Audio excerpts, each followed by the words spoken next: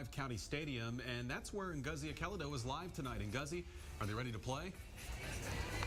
They are getting ready to play. They're getting their field ready too. The game will start at 7 p.m. as the Mudcats are trying to get back into their normal routine. I talked to one of their players and he said, I don't know if normal is the word that you want to use for everything that's happened this week as they're getting back on the field. Now their series tonight against Myrtle Beach was already on the schedule. This one was not affected by the week's events, but as you mentioned earlier, that 3-game series at Myrtle Beach was canceled and it will be rescheduled at a later date.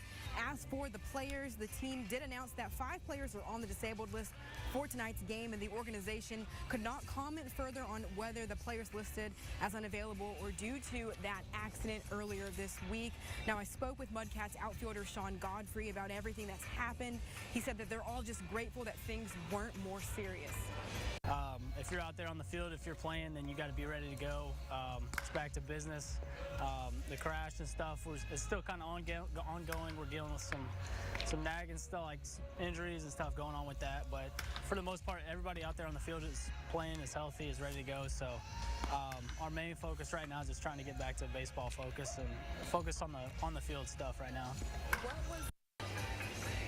He also mentioned, too, that the fans have been sending them messages, emails, hoping that they're all getting back to normal, like we mentioned. He said that, too, that this whole week's events actually brought the team closer together and formed and strengthened their bond on the field and off the field, which is one of the positives out of all of the negatives of everything that happened. But they are getting back to normal, and the players are recuperating. We're live from Zebulon and Ngozi, ABC 11 Eyewitness News. A local JV football player is in the hospital this afternoon after suffering a concussion during last night's game. Southview player JT Walker got hurt after a hit with a Jack Britt player. And Ngozi is live at our Game of the Week in Fuquay Arena with more on the injury. And Ngozi, this is always a concern for coaches and especially parents.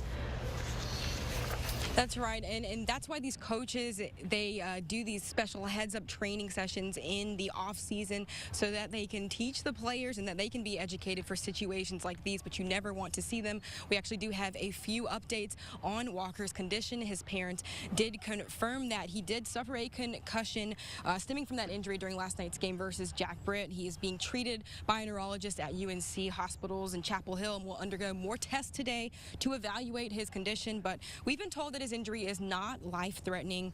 Now, he's a sophomore at Southview High School, and plenty of the faculty and staff there have been showing their support and well wishes and prayers for him. They showed up at the hospital last night to check on his condition. We will continue to keep you updated on his condition, and we also have new updates on Brandon Massey, the Jordan High School football player that suffered that broken neck injury last Friday during his high school football game. We told you earlier this week that he underwent surgery during the weekend, and he was listed in good condition on Monday. Now, new information coming out on him saying that he's beginning to take some steps, walking gingerly, which is a good sign. His school also supporting him as well. Before their pep rally today, they held a moment of silence for him, and tonight before their game, they're actually going to reveal a banner that his classmates have signed with their well wishes for him while they keep him in their prayers. As well, tonight before their game, they're going to hold another moment of silence for Brandon.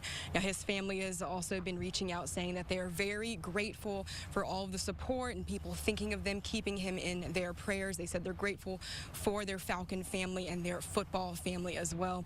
So hopefully both of these guys on the road to recovery will continue to keep you updated on any updates we get on their conditions. We're live from Fuquay Arena. Ngozi, ABC 11 Eyewitness News. You know, collegiate athletes can have a huge impact on their campuses. Certainly, the success they have at their sports is a huge deal, but there is much more that can be done.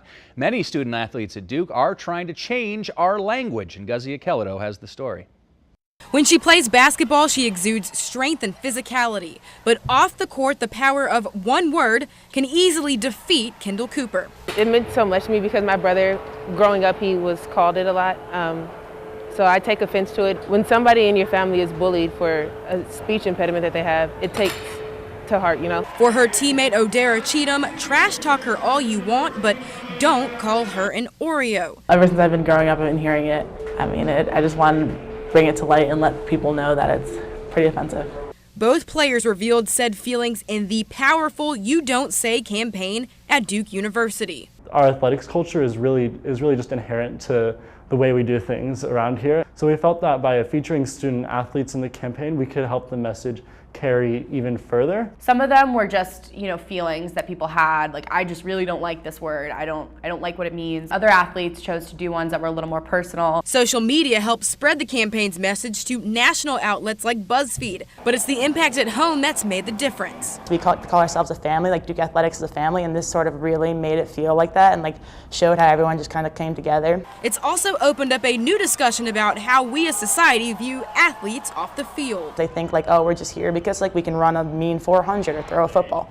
But when really athletes are just as engaged as other students and care just as much about these issues as other students. While most of the feedback has been positive, some criticism for the campaign falls on the issue of free speech. We're not trying to outlaw words, but it doesn't make you exempt from the social consequences that you'll suffer from using language that others don't like. Moving forward, campaign members hope to have these powerful images shown at Duke athletic events in order to continue a path towards inclusiveness. People see those posters and they know the people that are in them and they can go talk to them about it. And I think it helps to create a really healthy dialogue on this campus. In Durham, Ngozi, ABC 11 Eyewitness News.